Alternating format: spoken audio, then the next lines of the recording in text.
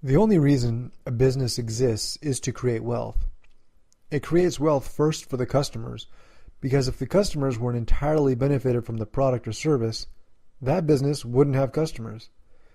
It creates wealth for as many people as are able to be employed with that business for years and years. It creates wealth for the shareholders, since these people are risking their money to allow the business to have operating capital, which helps get and keep employees who make decisions about how good a company they're going to have.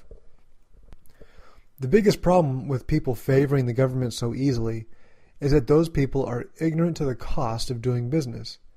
This is understandable since the majority of people don't start businesses. Most people just go to work, do their work, and leave, never knowing all the costs and charges that go on behind the scenes to support their job. Before you rent a space, the government has regulations about what a building should look like before it is suitable to be rented. There are commercial codes to make the place safe and environmental standards. Even if they don't make the place safe, they add to the cost of rent because the landlord will definitely be passing on those costs onto the business in higher rent. Depending on the business you have, you'll be charged a business license fee.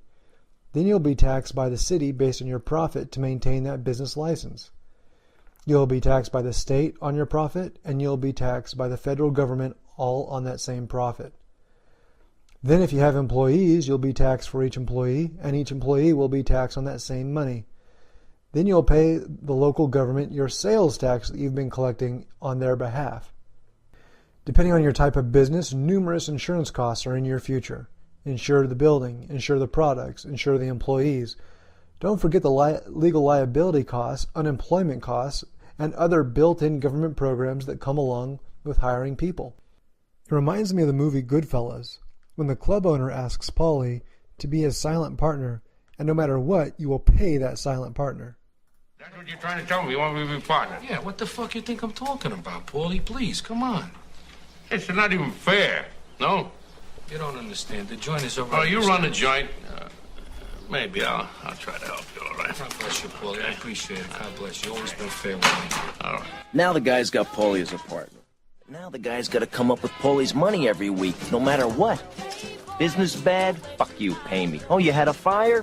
Fuck you, pay me. Place got hit by lightning, huh? Fuck you, pay me. The government benefits with you on your way to prosperity and goes deaf, dumb, and blind when you fail.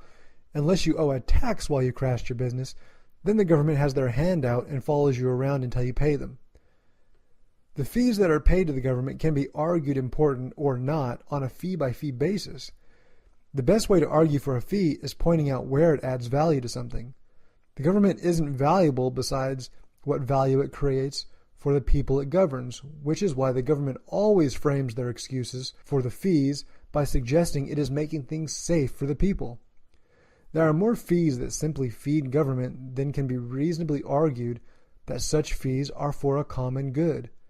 The resistance to fees is usually a failure of the payer to value the service, safety, or protection the government says the payer is getting for the fee, which can also be stated as the government doesn't provide valuable services for the fees it charges. Two things can solve this problem.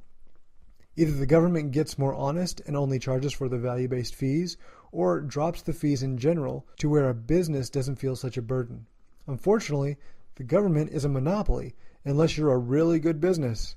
If a business has enough money, the world becomes your market, and in that case, you can choose any government in the world to do business. Just like we choose where we rent based on the price and location, the business that makes enough money can choose which government to deal with. Remember, a business's only function is to create wealth.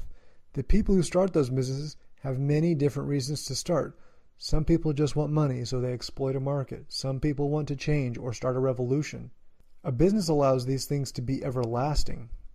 Capitalism makes the most sense for the people who want the most freedom, because the indicator for how much money a company makes is directly proportionate to how many people freely choose to buy that company's products. Therefore, the companies with the most money have given their customers the most wealth and enriched their lives. If they didn't create wealth or enrich customers, why would they buy?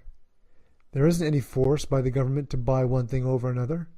It would cease to be a free market in that case.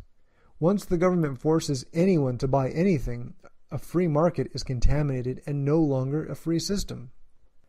Similarly, if a government favors a business by giving them money, the free market is undermined.